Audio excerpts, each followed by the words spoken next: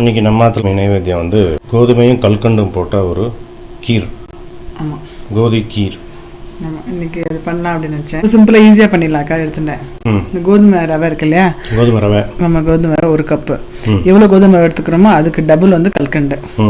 அது வேகக்கு வந்து ஃபுல்லாக பால்லே வேகணும். பால், அப்புறம் பச்சை கற்பூரம், குங்குமப்பூ, திராட்சை, கிஸ்மிஸ். கிஸ்மிஸ். 1 ஸ்பூன் நெய் விட்டுருக்கேன். நெய்யில் கொஞ்சம் நல்லா வறுத்துன்ட்டு அப்புறம் பால் விடுறேன். அம்பாளுக்கு வந்து எல்லாமே வெள்ளை கலரில் இருந்தால் நல்லது இல்லையா. நல்லா பால்லே இது பண்ணும்போது பால்லே பண்ண விசேஷம். ஓகே. இது வந்து நல்லா அலம்பிட்டு கூட போடலாம். அலம்பி ஆக்சுவலாக காய வச்சு வச்சுருக்கேன் நான். யூஸ்வலாக வெயில் டைத்தில் இது மாதிரி பண்ணலாம். லேசாக கொஞ்சம் அலம்பிட்டு போடுறது நல்லது. வச்சுருக்கேன் இல்லையா.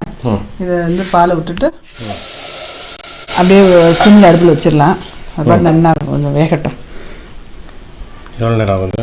ஒரு 10 நிமிஷம், 10லேருந்து 15 நிமிஷம் ஆகும். ஓகே.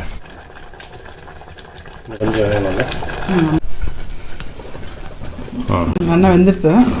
வெந்ததுக்கப்புறம் கல்கண்டு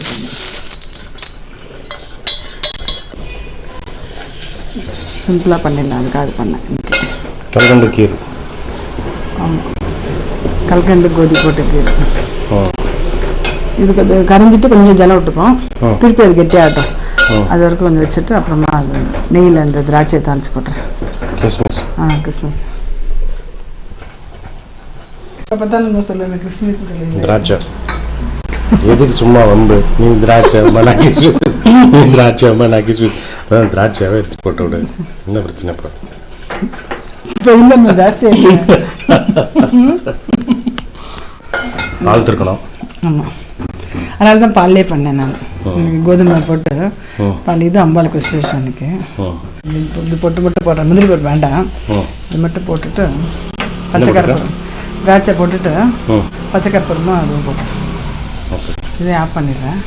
திராட்சையும் பச்சை கற்பூரமா? இந்த பச்சை கற்பூரம் இதெல்லாம் வந்து பரவாயில்ல. இது வந்து குங்குமப்பூ. கல்கண்டு கோதி கீர்.